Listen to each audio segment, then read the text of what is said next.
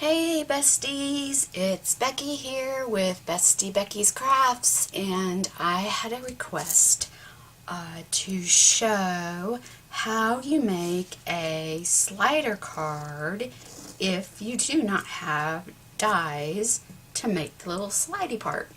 So as you know, I have made a card in the past and I do have dies, and they are curved ones, but if I'm going to do a straight slide, what do? So I'm going to show you what I do, and it's so easy. So this is what I'm talking about. I don't have anything behind it, so I'll just use my finger to make it slide. See? Super easy. So what we start with is make sure you have a surface that you are okay cutting on. And this is a cutting, it's supposed to be a self-healing kind of craft mat, but it's a mess. So I don't mind using it at all. So I take a piece of paper, which this would be my card front, whatever I'm using for my card, and just for demonstration purposes, I just cut a piece of paper. And so I'm going to use just my handy dandy hole punch, regular old hole punch, you know, you buy the kids for school or at Dollar Tree or Walmart, you know, school section. And then to hold it in place, because you don't want it to move on you while you're cutting, is I just use a piece of painter's tape, the blue masking tape. You could use your Post-it note tape that you use when you run things through your Sizzix, but I don't want it to pull anything off of my paper, so I just like touch it to my sleeve just so it's not so super sticky, but it will hold my paper down. And put it on my paper on my cutting board, and then you're going to use a metal ruler, because you're not going to cut into the edge of your metal ruler. If you use plastic or something else, you might. And then I have just a regular old, you know, crafting cutting blade. Mine is terrible shape. I need a new one bad, but it works. It works for this purpose. So I'm going to turn my cutting board a little bit to the side just to make it easier for me to cut. And I'm going to line my ruler up on the sides of the holes, punched holes that I made. And if you can see that, we'll zoom down. See that? Okay. And then I'm just going to take my knife. Actually, I need to go in just a smidge more. There we go.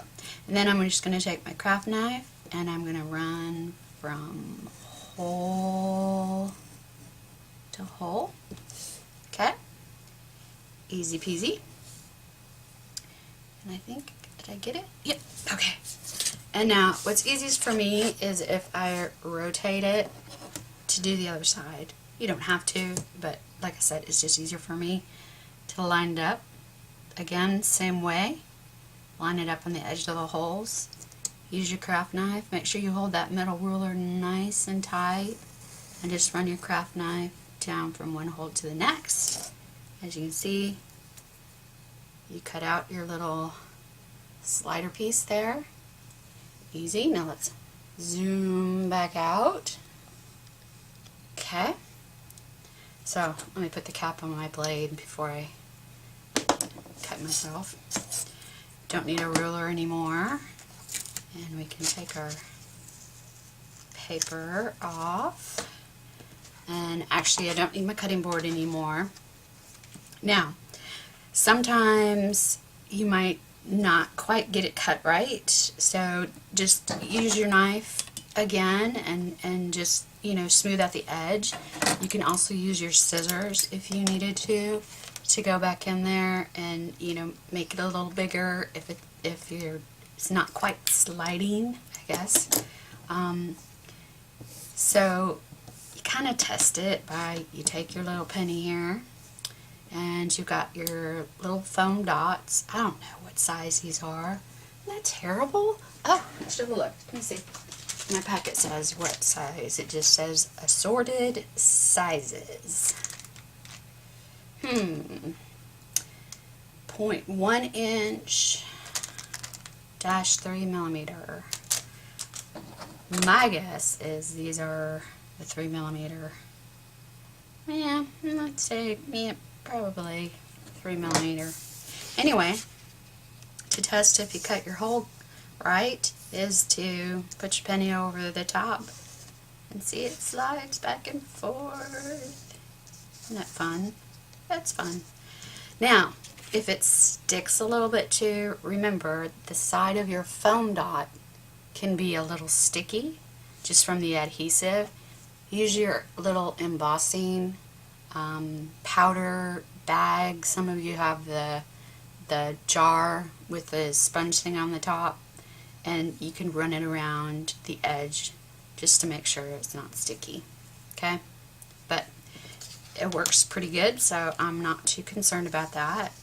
So then I'm just going to take the top off of my foam dot and place my image on the top, and I'm just going to happen to just punch out, oh, that's my phone, sorry, but I got to turn it off, to punch out a flower and put over the top, and there we go.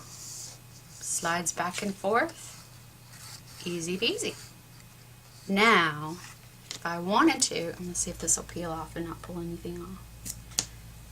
Sometimes some people make, I call it a penny sandwich. Totally up to you what you want to call it, but that's what I call it. So you basically do it the same way. You have your penny, you have your foam dot, then you have your paper, and then you put your penny, another penny on top, and I just line it up with one on the bottom, and hopefully it'll stick because I peeled off that flower. And then you put another foam dot on the top, peel off that top sticker part, and excuse me, you want an image that will cover your penny. So I'm going to cut out a bigger flower, and I just grabbed a punch, just a pansy punch from Stampin' Up. The other one was Petite Petals from Stampin' Up. And I'm just going to put it over top, and there you would just have a bigger slide. And if it's a bigger image, you have a little more stability. But there you go. Wasn't that easy? Oh my gosh. You don't need any special tools. You don't need any special dies. You just need a hole punch, a ruler, a craft knife, and spare change. What a great way to get rid of your pennies. So that's it. Super easy video. So have fun with it, and have a great night, and keep crafting. See you later. Bye. Hey besties, I'm back. I just thought of something. If you don't want your image to spin, instead of using round foam dots like this, cut your foam dot into a square so that it just fits in that slot, and then your image won't turn. Forgot to tell you that. Alright, happy crafting. Bye.